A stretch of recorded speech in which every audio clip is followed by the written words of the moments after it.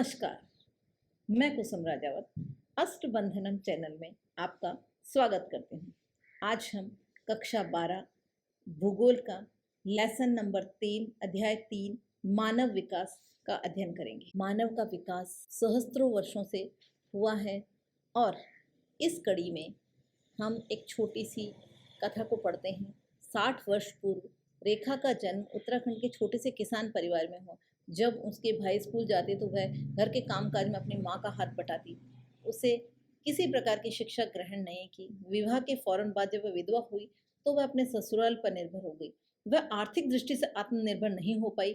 उसे उपेक्षा झेलनी पड़ी। उसके भाई ने दिल्ली की ओर प्रवास में सहायता की। उसने पहली बार रेल बस से यात्रा की। दिल्ली जैसे विशाल नगर को देखा। कुछ दिन बाद उसी नगर ने जिसने उसने इमारतें, सड़कों और उन्नति के अवसरों और सुविधाओं तथा सुख साधनों द्वारा उसे आकर्षित किया था, उसका मोह भंग कर दिया। नगर को अच्छी तरह देखने समझने के बाद वह विरोधाभासों को समझने लगी। झुग्गी और गंदी बस्तियों की गुच्छ, ट्रैफिक जाम, भीड़, अपराध, निर्धनता, ट्रैफिक लाइटों पर छोटे छोटे बच्चों का भीख मांगना, फुटपाथ पर लोगों का सोना, प्रदूषित जल, वायु विकास का दूसरा चेहरा उजागर करते हैं। वह सोचा करती थी कि क्या विकास और अल्पविकास में स्व अस्तित्व पाया जाता है? क्या विकास जनसंख्या के कुछ खंडों को अन्य खंडों की अपेक्षा अधिक सहायता करता है? क्या विकास संपन्न और विपन्न पैदा करता है? इन विरोधाभासों का परीक्षण करें और परिघटनाओं को समझने का प्रयत्न करें। इस कहानी में उल्लेखित हमारे समय के सभी विरोधाभासों में से विकास सर्वाधिक महत्वपूर्ण है।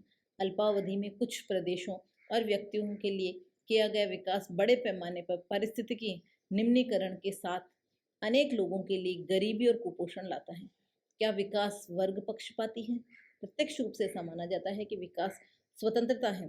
उसका संबंध प्राय आधुनिकीकरण, अवकाश, सुविधा और समृद्धि से जुड़ा हुआ है। वर्तमान संदर्भ में कंप्यूटरीकरण, औद्योगिकरण, सक्षम परिवहन और संचार जाल, बृहद शिक्षा प्रणाली, उन्नत और आधुनिक चिकित्सा सुविधाओं, व्यक्तिगत सुरक्षा इत्यादि को विकास का प्रतीक समझा जाता है। ये जो सारी सुविधाएं हैं जो हमें दिखाई दे रही, भौतिक रूप से दिखाई दे रही, इसे विकास का प्रतीक समझा जाता है। प्रत्येक व्यक्ति, समुदाय एवं सरकार उसके निष्पादन एवं विकास स्तर को इन वस्तुओं की उपलब्धता तथा गम्यता के संदर्भ में मापते हैं, किंतु यह विकास का आंशिक और एक तरफा दृश्य हो सकता है। इसे प्राय विकास का पश्चिमी अथवा यूरोप केंद्रित विचार कहा जा सकता है। भारत जैसे उत्तर उपनिवेशी देशों के लिए उपनिवेशवाद, सीमांतीकरण, सामाजिक भेदभाव और प्रादेशिक असमता इत्यादि विकास का दूसरा चेहरा दर्शाते हैं। इसी प्रकार भारत के लिए विकास अवसरों के साथ साथ उपेक्षाओं और वंचनाओं का मिला जुला थैला है, जहाँ महानगरीय केंद्रों और अन्य विकसित अंतर्वेशों जैसे कुछ क्षेत्र हैं जहाँ इनकी जनसंख्या के एक छोटे से खंड को आधुनिक सुविधाएं उपलब्ध है। दूसरे छोर पर विशाल ग्रामीण क्षेत्र और नगरीय क्षेत्रों की गंदी बस्तियां हैं, जिसमें पेयजल, शिक्षा, स्वास्थ्य जैसी आधारभूत सुविधाएं और अवसंरचनाएं इनके अधिकांश जनसंख्या के लिए उपलब्ध नहीं है। यदि हमारे समाज के विभिन्न वर्गों के बीच विकास के अवसर का वितरण देखा जाए तो स्थिति और अधिक चिंताजनक प्रतीत होती है। यह एक सुस्थापित तथ्य है कि अनुसूचित जातियों, अनुसूचित जनजातियों, भूमिहीन कृषक मजदूरों, गरीब किसानों और गंदी बस्तियों में बड़ी संख्या में रहने वाले लोग इत्यादि का बड़ा समूह सर्वाधिक हाशिए पर है। स्त्री जनसंख्या का बड़ा खंड इन सब में सबसे ज्यादा कष्टभोगी है। यह भी समान रूप से सत्य है कि वर्षों से हो रहे विकास के बाद भी सीमांत वर्गों में भी अधिकांश ही सापेक्षिक के साथ साथ निरपेक्ष दशाओं की भी बदतर हुई। परिणाम स्वरूप बड़ी संख्या में लोग पतित, निर्धनतापूर्ण और अमानवीय दशाओं में जीने को विवश है। विकास का एक अन्य अंतर संबंधित पक्ष भी है, जिसका निम्नतर मानवीय दशाओं से सीधा संबंध। इसका संबंध पर्यावरण प्रदूषणों से है, जो पारिस्थितिकी संकट का कारक है। वायु, मृदा, जल और ध्वनि प्रदूषण न केवल हमारे साझा संसाधनों की त्रासदी का कारण बने, अपितु हमारे समाज के अस्तित्व के लिए भी खतरा बन गए हैं। परिणाम स्वरूप निर्धनों में सामर्थ्य की गिरावट के लिए थी अंतर संबंधी प्रक्रियाएं कार्यरत है। सामाजिक सामर्थ्य में कमी, विस्थापन और दुर्बलता होते सामाजिक बंधनों के कारण। पहला क्या हुआ?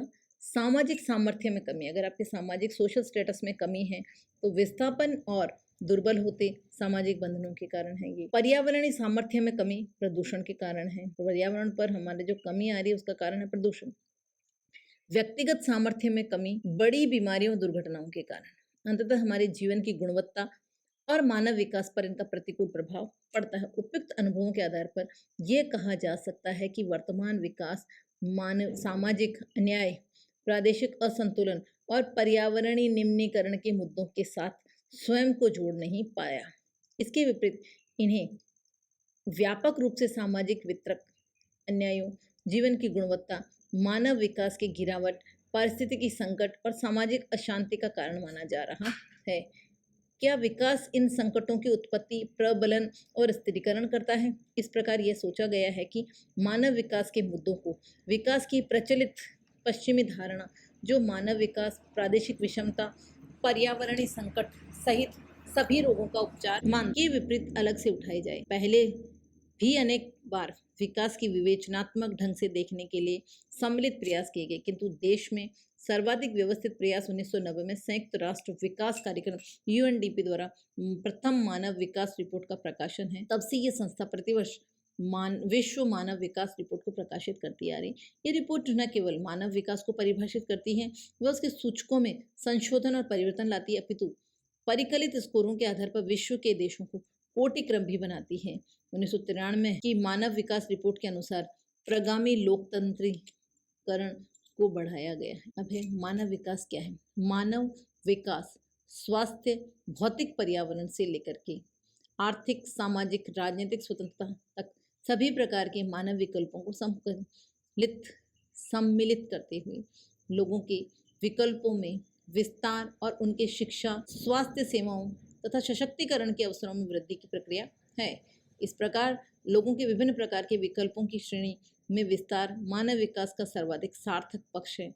लोगों के विकल्पों से अनेक प्रकार के अन्य मुद्दे हो सकते हैं, किंतु दीर्घ स्वस्थ जीवन जीना, शिक्षित होना, राजनीतिक स्वतंत्रता, गारंटीकृत मानवाधिकारों और व्यक्तिगत आत्मसम्मान से युक्त शिष्ट जीवन स्तर के लिए आवश्यक संसाधनों तक पहुंच जैसे मानव विकास के कुछ मुद्दों के साथ समझौता नहीं किया जा सकता है। लोक सशक्तिकरण मानव विकास की न्यूनतम दशाएं हैं। इसके अतिरिक्त यह भी उल्लेख करता है कि विकास लोगों को केंद्र से रखकर बुना जाना चाहिए, न कि विकास को लोगों के बीच रखकर। विकास लोगों को केंद्र में रख करके सोचा जाना चाहिए, बुना जाना चाहिए, न कि विकास को लोगों के बीच रखा। लोगों को केंद्र में रखें और फिर विकास किया जाए। आप मानव भूगोल के मूलभूत सिद्धांत नामक आपकी पाठ्य पुस्तक में इस संकल्पना और सूचकों को मानव के विकास के उपागमों और सूचकांकों के परिकलन की विधियों का पहले ही अध्ययन कर चुके हैं। इस अध्याय में हम भारत पर इन संकल्पनाओं और सूचकों का अनुप्रयोज्यता को समझेंगे। भारत में मानव विकास 109 करोड़ से अधिक जनसंख्या, भारत की जनसंख्या 121 करोड़ है। के साथ भारत मानव विकास सूचकांक के संदर्भ में विश्व के 172 देशों में से 127 के कोटि क्रम पर है। HDI के संयुक्त मूल्य 0.602 के साथ HDI के संयुक्त मूल्य 0.602 के साथ भारत मध्यम विकास दर्शाने वाले UNDP 2005 देशों की श्रेणी में आता है। भारत की HDI के कुछ अन्य देशों के साथ तुलना की जा सकती है। ह्यूमन डेवलपमेंट इंडेक्स या HDI नॉर्वे की है 0.963, ऑस्ट्रेलिया की है 0.955, स्वीडन की है 0.949, स्विट्ज़रलैंड की है 0.947। जबकि इसी तरह से आप इसको देखेंगे संयुक्त राज्य अमेरिका, जापान, यूनाइटेड किंगडम और भारत की आती है 6.602। ये भारत की है, आप देख रहे हैं इसको, ये भारत की है। ठीक है, तो भारत की है HDI ह्यूमन डेवलपमेंट इंडेक्स मानव विकास सूचकांक 0.602% और सबसे कम है इसमें नाइजर की 0.281। तो मानव विकास रिपोर्ट ऑक्सफोर्ड विश्वविद्यालय की प्रेस के द्वारा 219 से 222 पृष्ठ पर है। ये 2005 का विश्लेषण है। मानव विकास सूचकांक में निम्न स्कोर का होना गंभीर चिंता का विषय है, किंतु उपागम और राज्य देश के सूचकांक मूल्यों के परिकलन के लिए चुने गए सूचकों और उनके कोटि क्रम निर्धारण पर कुछ आपत्तियां उठाई गई हैं। उपनिवेशवाद, साम्राज्यवाद और नव साम्राज्यवाद जैसे ऐतिहासिक कारक मानवाधिकार उल्लंघन, प्रजाति, धर्म, लिंग और जाति के आधार पर सामाजिक भेदभाव जैसे सामाजिक सांस्कृतिक कारक, अपराध, आतंकवाद और युद्ध जैसे सामाजिक समस्याओं और राज्य की प्राकृतिक सरकार का स्वरूप, सशक्तिकरण का स्तर जैसे राजनीतिक कारकों के प्रति संवेदनशीलता का अभाव जैसे कुछ कारक हैं जो मानव विकास की प्रकृति के निर्धारण में निर्णायक भूमिका निभाते हैं। भारत तथा अन्य अनेक विकासशील देशों के संबंध में इन पक्षों का विशेष महत्व है। यूएनडीपी द्वारा चुने गए सूचकों का प्रयोग करते हुए भारत ने योजना आयोग ने भी भारत के लिए मानव विकास रिपोर्ट तैयार की, जिसमें राज्य और केंद्र शासित प्रदेशों को विश्लेषण की इकाई के रूप में प्रयोग किया गया। तदंतर जिलों की विश्लेषण की इकाई मानते हुए प्रत्येक राज्य सरकार ने भी मानव विकास रिपोर्ट तैयार करना आरंभ कर दिया। यद्यपि भारत के योजना आयोग ने अंतिम मानव विकास सूचकांक का परिकलन, जिसके बारे में आप पहले ही अपनी पुस्तक मानव भूगोल के मूलभूत सिद्धांत पढ़ चुके हैं, इन 3 सूचकों के आधार पर किया है। तथापि इस रिपोर्ट में आर्थिक उपलब्धियों, सामाजिक सशक्तिकरण, सामाजिक वितरण, न्याय, अभिगम्यता, स्वास्थ्य और राज्यों द्वारा चलाए जा रही विभिन्न कल्याणकारी उपायों जैसे सूचकों की भी चर्चा की गई। कुछ महत्वपूर्ण सूचकों की निम्नलिखित पृष्ठों में विवेचना की गई है। अब है आर्थिक उपलब्धियों के सूचक। समृद्ध संसाधन, आधार और इन संसाधनों तक सभी, विशेष रूप से निर्धन, पद, दलित, हाशिए पर छोड़े गए लोगों की पहुंच, उत्पादकता, कल्याण और विकास मानव की कुंजी है। तो मानव विकास की कुंजी क्या है? वो है लोगों की पहुंच, उत्पादकता, कल्याण और मानव विकास की कुंजी। सकल घरेलू उत्पाद, जिसके प्रति व्यक्ति उपलब्धता को किसी देश के संसाधन, आधार और अक्षय निधि का माप माना जाता है। भारत के लिए ऐसा आकलन किया गया है कि इसका सकल घरेलू उत्पाद प्रचलित कीमत पर 3200 करोड़ रुपए है। इस प्रकार प्रचलित कीमतों पर प्रति व्यक्ति आय 20,800 रुपये थी। प्रत्यक्ष रूप से आंकड़े एक प्रभावशाली निष्पादन का संकेत देते हैं, किंतु गरीबी, अवसर विहीनता, कुपोषण, निरक्षरता, अनेक प्रकार के पूर्वाग्रह और इन सबके बढ़कर सामाजिक वितरण, अन्याय और बड़े पैमाने की प्रादेशिक विषमताएं, इन सभी तथाकथित आर्थिक उपलब्धियों को झूठ साबित करता है। महाराष्ट्र, पंजाब, हरियाणा, गुजरात, दिल्ली जैसे कुछ विकसित राज्य हैं जिनका प्रति व्यक्ति प्रतिवर्ष आय 4,000 रुपये 1980-81 की कीमतों पर आधारित आंकड़े हैं ये। उत्तर प्रदेश, बिहार, उड़ीसा, मध्य प्रदेश, आसाम, जम्मू कश्मीर इत्यादि जैसे बड़े संख्या में गरीब राज्य भी हैं जिनकी प्रति व्यक्ति आय 2,000 रुपये प्रति वर्ष से कम है। इन असमानताओं के अनुरूप विकसित राज्यों का गरीब राज्यों की अपेक्षा उपभोग पर खर्च भी अधिक है। पंजाब, हरियाणा, केरल, महाराष्ट्र और गुजरात जैसे राज्यों में इनका आकलन 690 रुपये प्रति व्यक्ति प्रति माह से अधिक और उत्तर प्रदेश, बिहार, उड़ीसा और मध्य प्रदेश इत्यादि में 520 रुपये प्रति व्यक्ति प्रति माह से कम किया जा रहा है या किया गया है। ये भिन्नताएं गरीबी, बेरोजगारी और अपूर्ण रोजगारी जैसी गहरी पैठ वाली आर्थिक समस्याओं की ओर संकेत करती है। राज्यों की गरीबी के निपुंजलित आंकड़े दर्शाते हैं कि बिहार और उड़ीसा जैसे राज्य, उनकी 40% से अधिक जनसंख्या गरीबी की रेखा से नीचे जी रही है। मध्य प्रदेश, सिक्किम, असम, त्रिपुरा, अरुणाचल प्रदेश, मेघालय, नागालैंड राज्यों की 30% से अधिक जनसंख्या गरीबी की रेखा के नीचे है। गरीब वंचित रहने की अवस्था है। गरीबी वंचित रहने की अवस्था है, वह अवस्था जिसमें हमारे पास में कोई साधन संपन्नता नहीं, हम वंचित हैं, वो गरीब कहलाएंगे। निरपेक्ष रूप से यह व्यक्ति की सतत स्वस्थ यथोचित उत्पादक जीवन जीने के लिए आवश्यक जरूरतों को संतुष्ट न कर पाना ही असामर्थ्यता को प्रतिबिंबित करती है। शिक्षित युवाओं के रोजगार की दर 25% है। बिना रोजगार की आर्थिक वृद्धि और अनियंत्रित बेरोजगारी भारत में गरीबी के अधिक होने के महत्वपूर्ण कारणों में से एक है। अब हम इस टेबल पर चर्चा करते हैं राज्यवार गरीबी रेखा के नीचे जनसंख्या का प्रतिशत।